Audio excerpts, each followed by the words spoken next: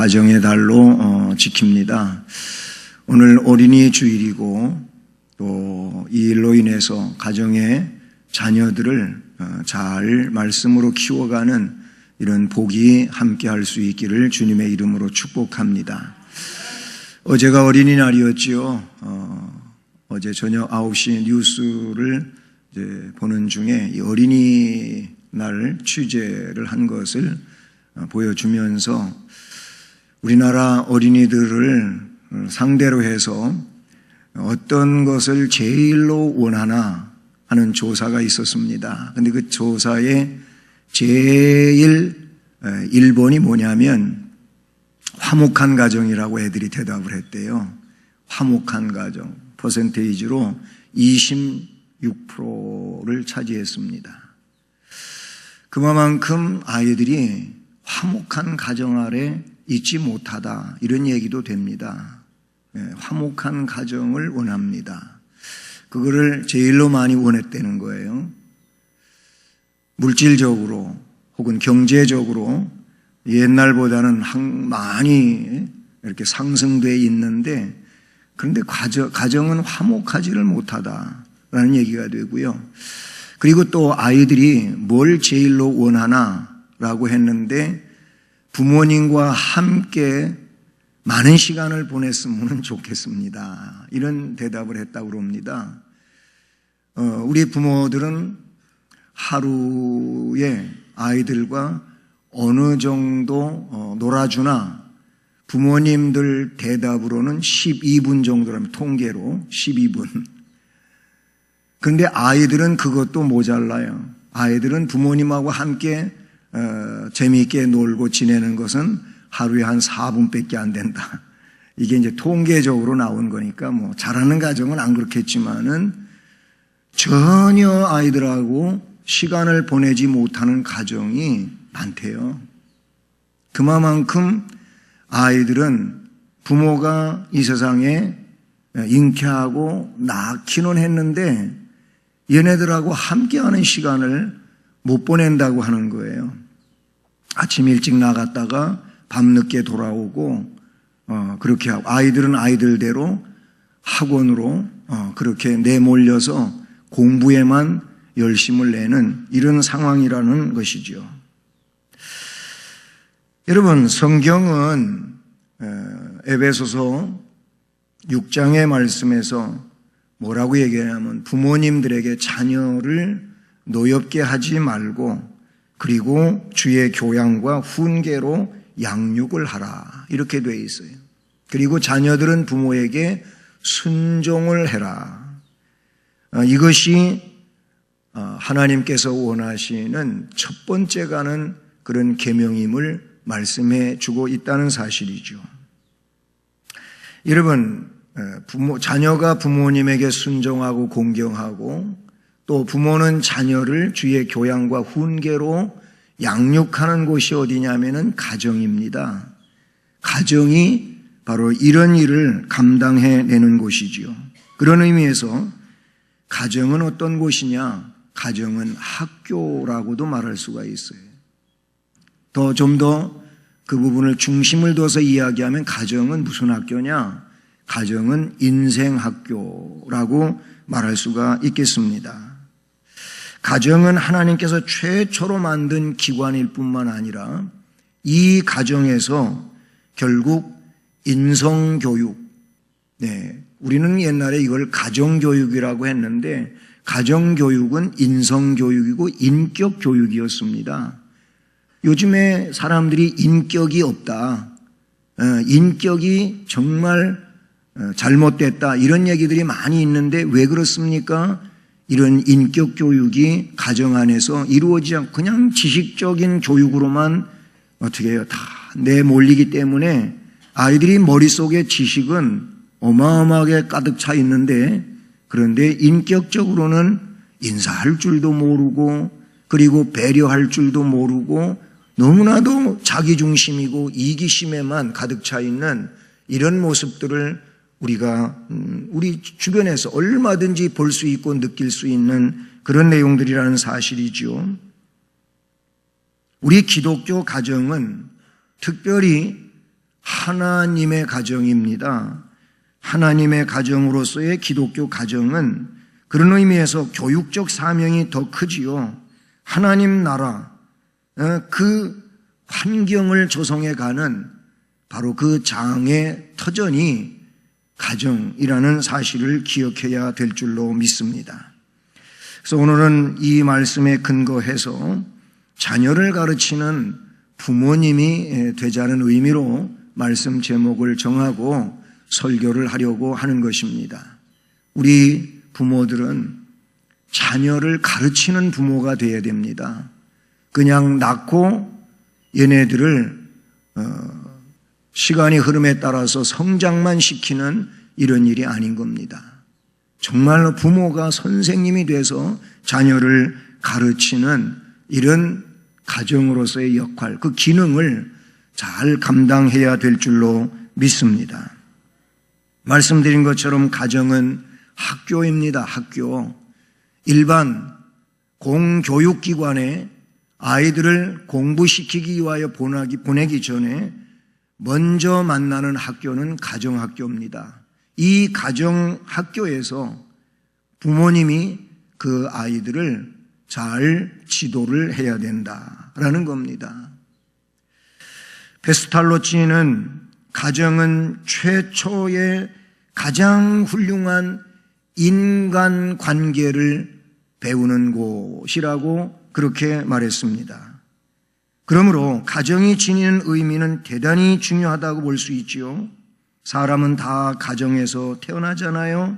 가정에서 자라나고 가정을 또 이루게 되는 겁니다. 이게 인간들이 계속적으로 이어가는 내용이 아니겠습니까?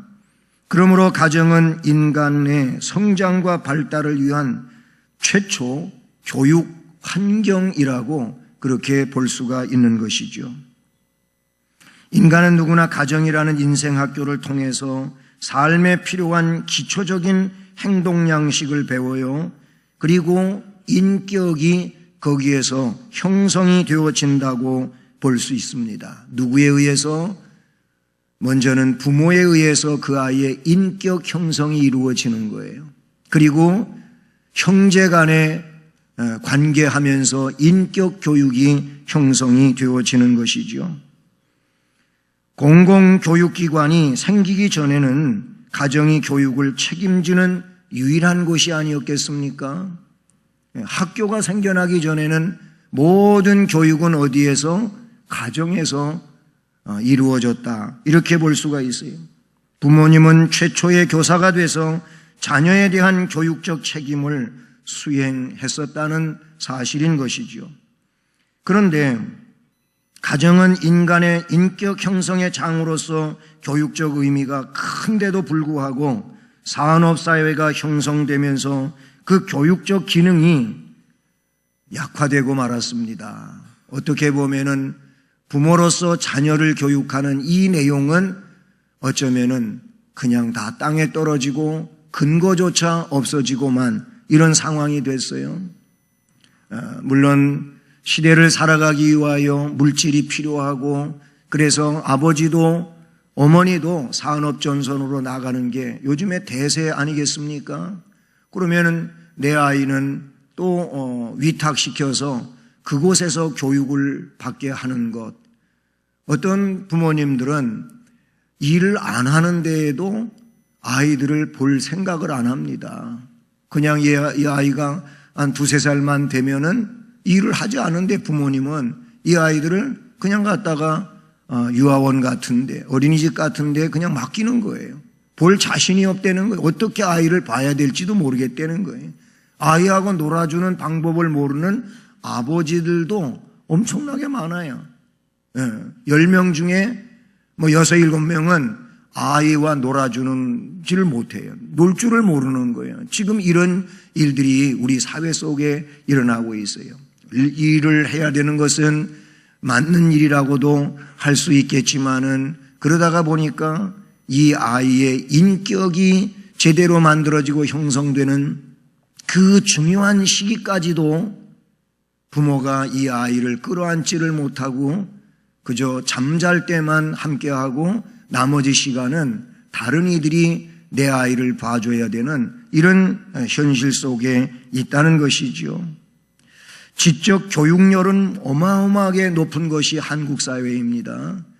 그래서 뭔 교육이든지 교육을 시키려고 하는 데 있어서는 굉장히 수준이 높아졌어요.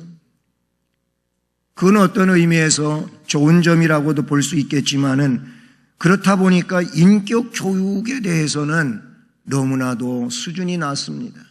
인격 교육은 그 자체가 없어지고 만 것 같은 이런 상황에 이르고 말았다는 것이죠. 그러나 성경은 하나님에 의하여 인간에게 처음부터 주어진 삶의 장으로서 본질적으로 교육적 요소를 가진 인간 교육의 원초적인 공간이 가정임을 말씀을 해주고 있다는 사실이죠. 가정교육은 교회와 사회와 국가를 위한 원천을 마련해주고 교회 봉사, 사회 공헌 그 기초를 형성해 주는 곳이 바로 가정교육에서 이루어진다는 사실이죠. 가정을 무시하게 되면 모든 가치관이 파괴되고 윤리적인 기준도 파괴되면서 그 삶은 혼란 속으로 빠져들어가게 돼 있다는 사실인 것이지요. 그러므로 가정은 인간에게 있어서 가장 중요한 교육의 장소가 된다고 볼 수 있는 것입니다. 가정은 인간 교육의 원초적 공간으로 또 인간의 종교 교육의 그 모태로서 부모의 신앙을 자녀에게 전수시키는 데 있어서 빼놓지 말고 거기에 무게중심을 두고 살아야 될 줄로 믿습니다. 이것이 하나님이 그 가정을 통하여 이제 복의 물줄기가 계속 계대를 향하여 흘러내리게 하는 그런 일이라고 볼 수 있지 않겠습니까? 좀 마음속에 걸리는 내용으로 들릴 수 있겠지만은 이쯤에도 그렇지만은 벌써부터 한 10년, 20년 전 거슬러 올라가면서부터 보게 되면은 우리 기독교 신앙인의 가정들에서도 이 기독교 교육, 신앙 교육, 말씀 교육, 기도 교육, 이런 예배 교육, 이 교육보다는 자꾸 사회 교육에 대해서 치중하게 되어 왔습니다. 지금도 현실은 그렇지 않습니까? 왜냐하면 학교에서 뒤떨어지지 않게 하기 위해서 그래요. 그래서 주일날도 너 공부해야 된다. 공부해야지 수련회는 왜 가니? 이런 얘기예요. 그러다 보니까 이 아이들 여러분 신앙으로 못 붙잡은 거예요. 그리고 많은 아이들이 교회에 연결은 돼 있지만은 정상적 신앙생활을 안 하는 거예요. 기회만 있으면 세상으로 나가고자 하는 이런 상황이 된 거예요. 우리가 신앙생활이 얼마나 귀중한 건 다 알고 계시잖아요.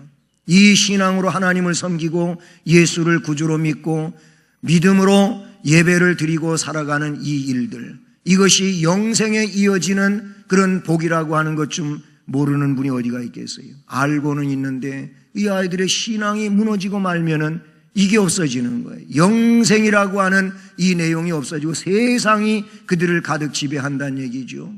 그래서 부모의 신앙은 있는데 아이들의 신앙이 무너져 버리고 말고 없어진 이런 내용들이 있단 말이에요. 우리는 이것을 가슴을 치며 통회할 내용이란 말이에요. 그 중요한 시기에 신앙의 계단을 밟아 올라가야 될 때에 신앙의 계단을 밟아 올라가지 못하게 그냥 너는 공부해라. 대학 가야지. 좋은 대학 가야지. 그리고 좋은 데 취직해야지. 이것만 생각하다가 보니까 하나님이 거기에 개입이 안 되는 거예요. 가정은 학교입니다.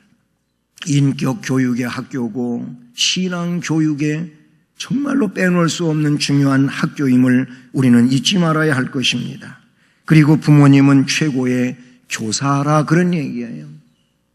교육학을 전공하고 아니면 무슨 또 다른 어떤 자격증을 부여받아서 유명한 교사가 되고 훌륭한 교사가 되고 그래서 이 사람에게 교육을 받아야 되고 세상 논리는 그런 거지만은 여러분 그렇다 할지라도 부모는 그 어떤 선생님보다도 자기 자신이 낳은 아이를 최고로 가르칠 수 있는 분이 부모라, 그런 얘기예요.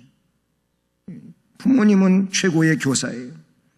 아이들은 가정에서 부모에게 인생의 첫 교과를 배우고 이 교과를 통해서 비로소 인간답게 자라나게 되어 있다는 사실이죠.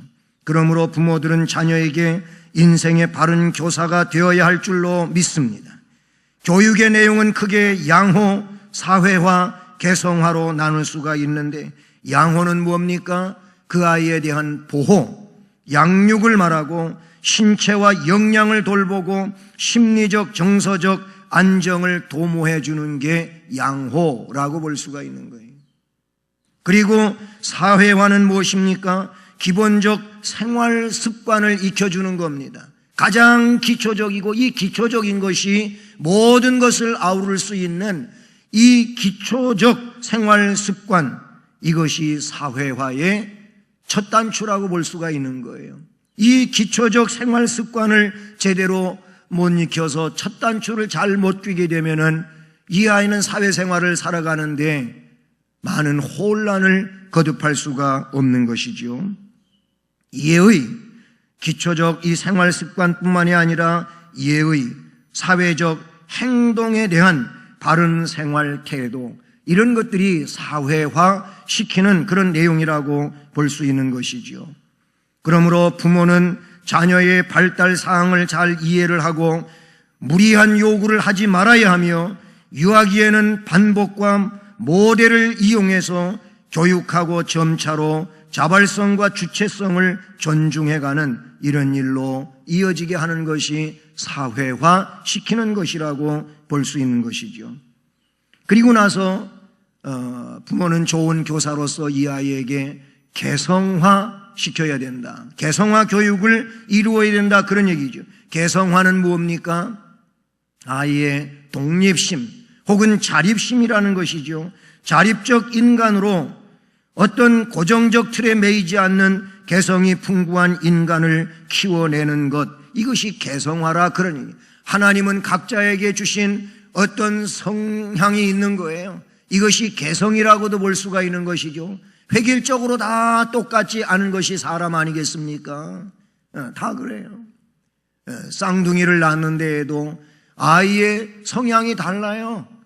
하나는 남성적인 것 같고 하나는 좀 여성적인 것 같고, 말하는 거, 행동하는 거, 그런 것들이 서로 다른 거예요. 근데 획일적으로 똑같이 그렇게 교육을 시켜가면은 안 된다, 그런 얘기가 되는 것이지요.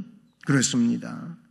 부모는 자녀들의 소질이라든지 적성이라든지 흥미라든지 의욕, 이런 것들을 다방면으로 통찰하면서 그 통찰력을 가지고 이 아이의 성향이 뭔지, 이 아이의 소질이 뭔지, 이 아이의 취미가 뭔지, 이 아이의 정말 잘하는 그 내용이 뭔지, 이거를 부모는 먼저 세상을 살고 그만큼 경험이 있고 영향이 있으니까 그거를 유심히 지켜보면서 파악을 해야 된다, 그런 얘기.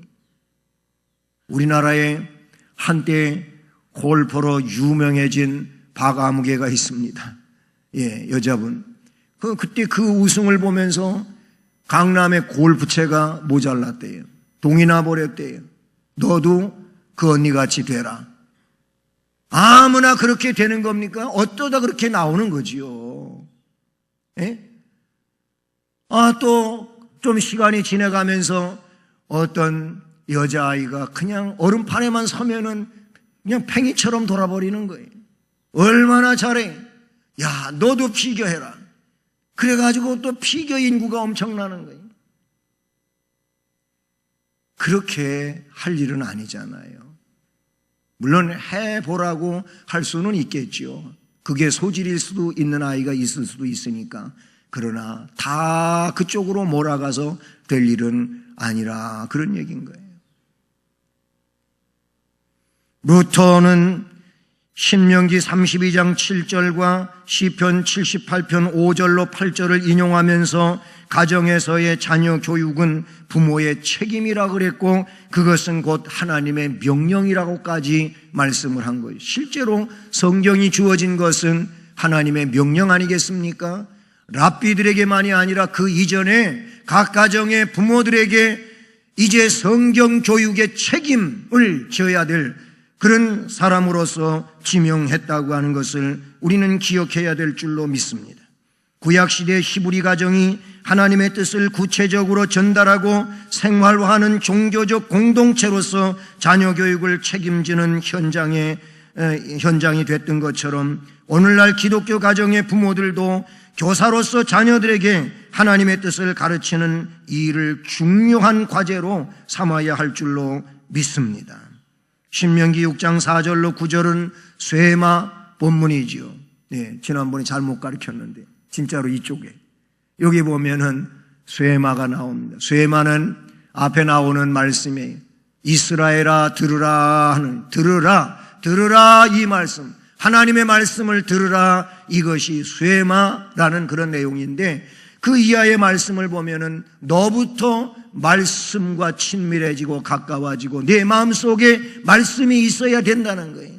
그리고 그렇게 내가 가지고 있는 말씀을 내 자녀에게 부지런히 가르치라고 말하고 있지요. 집에 있을 때든지 길을 갈 때든지 앉아있거나 누워있을 때든지 언제든지 너 자녀와 함께하고 있는 동안은 말씀을 강론하라.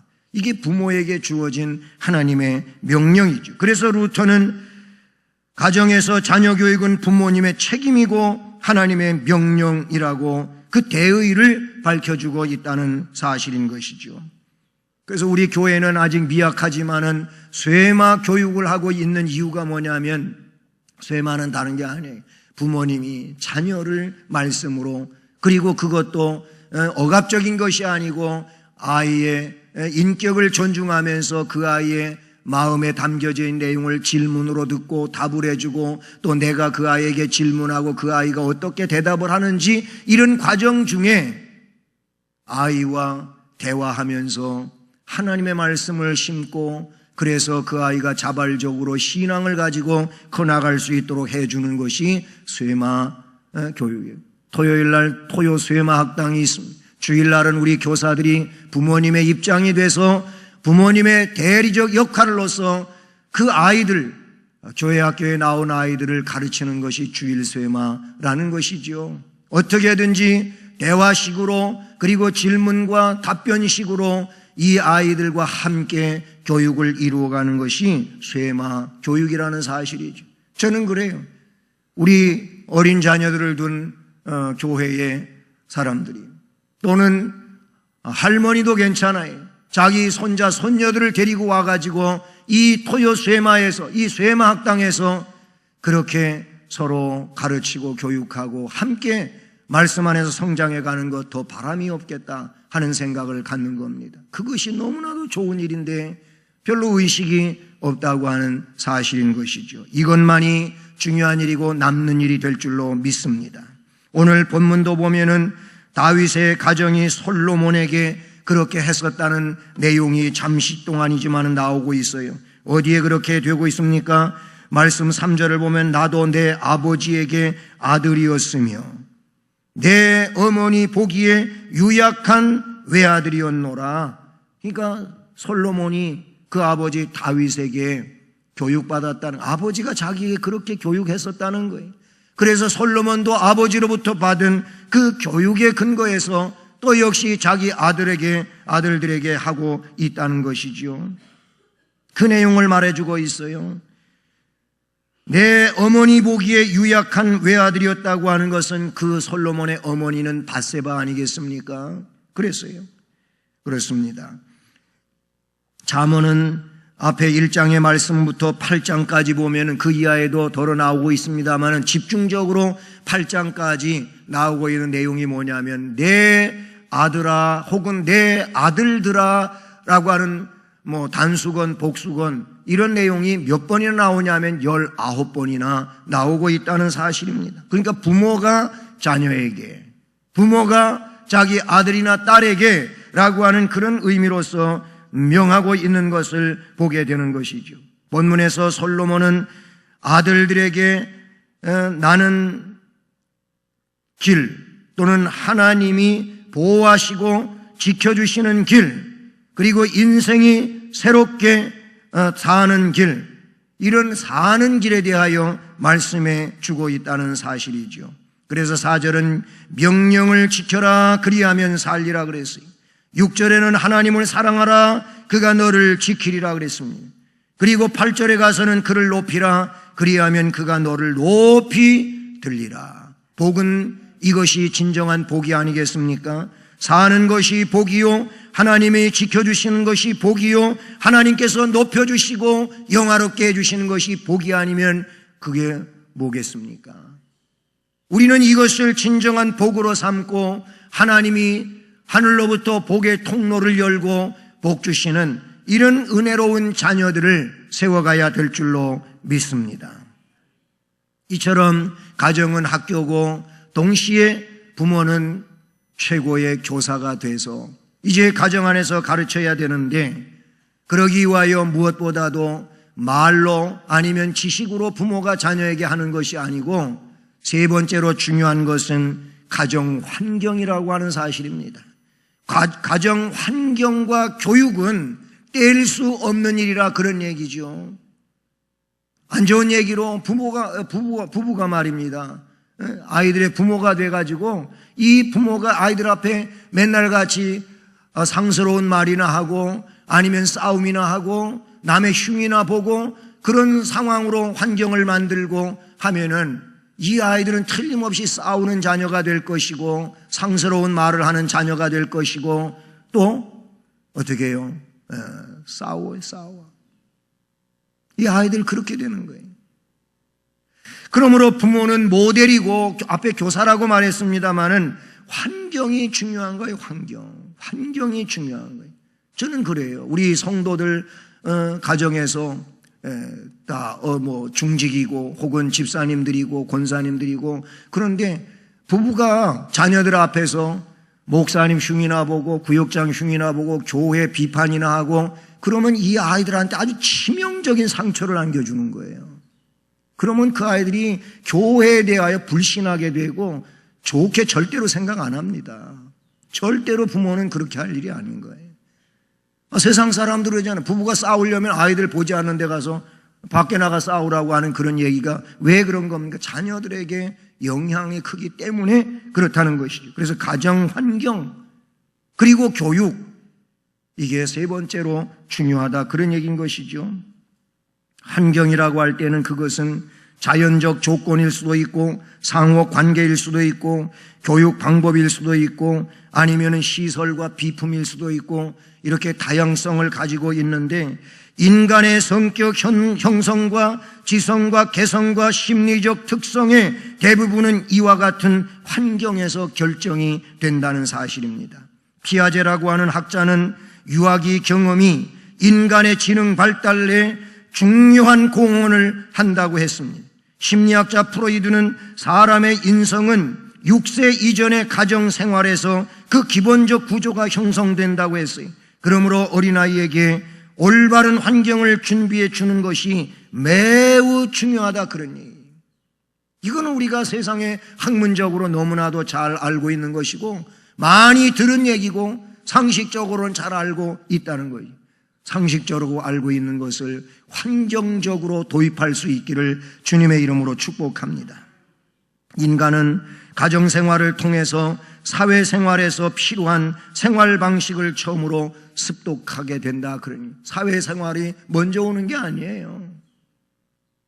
가정의 생활이 먼저, 그 가정 안에서 사회생활에서 어떻게 생활해야 될지를 배우는 것이 가정이라 그런 얘기인 것이죠.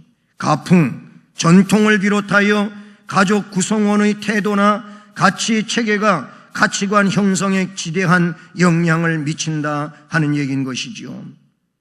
앞에서 살펴본 것처럼 훌륭한 부모가 되는 것은 자녀들의 건강한 자아 개념을 향상시켜주는 내용이 되는 줄로 믿습니다.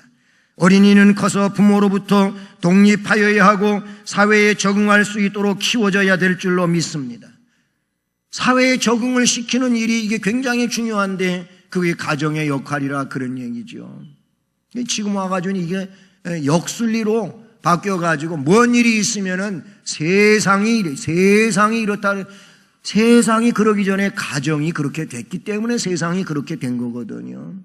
그래서 세상을 바꿔야 된다고 말하는데 그러기 전에 가정들이 세워지고 가정들이 바뀌어져야 세상은 변해가게 되는 겁니다. 그 큰 세상을 바꾸는 것은 역술이라고 말할 수밖에 없어요. 그렇게 해서 되어질 수 있는 것이 아니고 작은 것 단체들이 이 작은 것들이 자꾸자꾸 새로워지고 바뀌어서 점진적으로 점점 큰 것까지도 바꿔갈 수 있는 이런 내용이 되어야 할 줄로 믿습니다.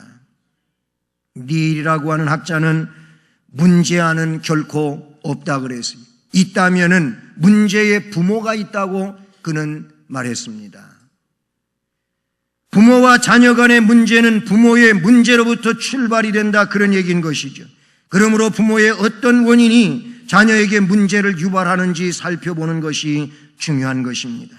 부모와 자녀 관계에서 중요한 것은 부모가 자기 자녀를 독특한 개성을 가진 존재로서 존중을 해주고 현재 있는 그대로의 자녀를 받아들이는, 그리고 인정해 주는 것, 이것이 그 아이에 대한 또 사랑이고 그리고 바른 양육의 질서가 되는 줄로 믿습니다.